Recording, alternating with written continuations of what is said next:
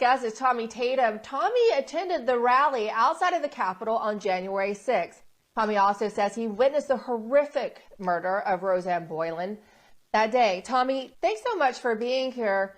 Look, the images we're seeing from last night were quite violent. They were quite charged. One could even perhaps qualify it according to Democrat and corporate media standards as an insurrection, an attempted insurrection at DNC headquarters. I have to ask you, because you were someone at the rally on January 6th, and there already appears to be a disparate treatment comparing the two different protests. So based on your personal experience, Tommy, I have to ask, what do you think when you saw what happened last night? For me, it brings back a lot of emotions from that day. Having, she's screaming about how they're throwing protesters down and pushing them. Well, on January 6th, the police killed 4 innocent election theft protesters. And I've been to a lot of court cases. Lived in D.C. for over a year with Ashley Babbitt's mother, going through some of these trials and meeting with congressmen.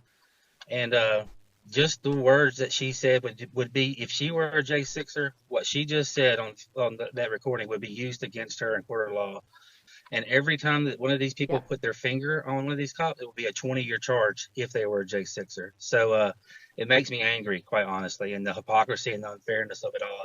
It's hard to believe that this is happening in America.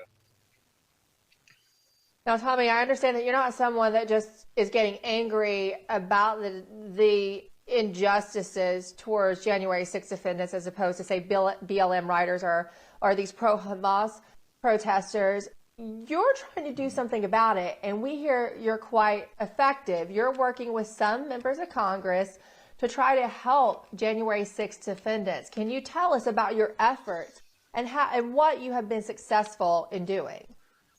Yes, ma'am. So as a result of being at January 6th and witnessing Rosanne Boyland die, and I didn't know that she had died or who she was for a while, but as a result of all of that, I realized one day that Jake Lang helped save my life that day. And I got in touch with his family, and one thing led to another, and I got really involved in this community, and I did a lot of research. So I want to point out the guys from Stop Hate, Investigate J6, and Trennis Evans Condemned USA. We've all put together a really good report, and it's called the Massey Report, because I showed it to the staff of Congressman Thomas Massey, and that's some of the things I do. I try to get in touch with Congress people and show them what really happened on January 6th. So in this particular report, it shows you how the police started the riot on January 6th in violation of their own policies and D.C. law, if you go back to what happened at Lafayette Square a few years ago when Donald Trump was president. So I know we only have a short time, but I have a Twitter thing. Here it is right here. I'll put it on my Twitter, which is at JackSmart007, and I'll tweet this out. And this has video links and everything. And this report right here shows you how the police started the riot in violation of D.C. law. And I tell people that I focus this presentation on what happened because it's more of an MPD and Capitol Police overreaction to violation of their statutes, and they didn't do everything they're supposed to do by law. And you got to highlight it right there. It's perfect. But this particular thing does not touch all the other stuff like the Ray Epps and the Nancy Pelosi's and who planned it and all that, which I do believe to be true. But I find this more effective right now, and I get a better response from Congress with this presentation because it's nuts and bolts and it's on video and it's against the law, what these cops did. So if I understand you correctly, you're presenting evidence to particularly Thomas Massey's office, who was, as part of the deal to get Speaker McCarthy elected, right? He was specifically placed on that weaponization committee. So he is a key member of Congress. Is it in an attempt to just get this evidence entered into the congressional and hence public record?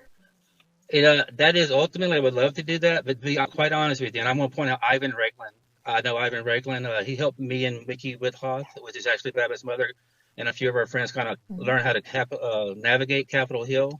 And I have learned that a lot of these, not to sound insulting to anybody in particular, but a lot of these congressmen have no idea what really happened on January 6th.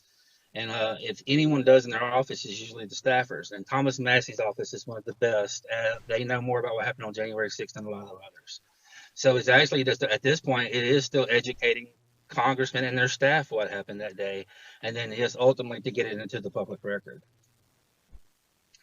You know, Tommy, it's kind of amazing that, these many years after the event, you're still having to educate members of Congress.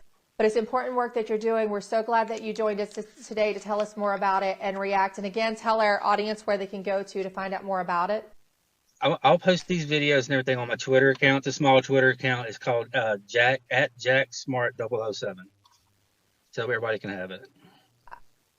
I love your handle. That's great, Tommy, at JackSmart007. Thank you so much, Tommy Tatum, for joining us today. And I'm sure we'll have many more conversations in the future. Thank you. Perfect. Thank you for having me.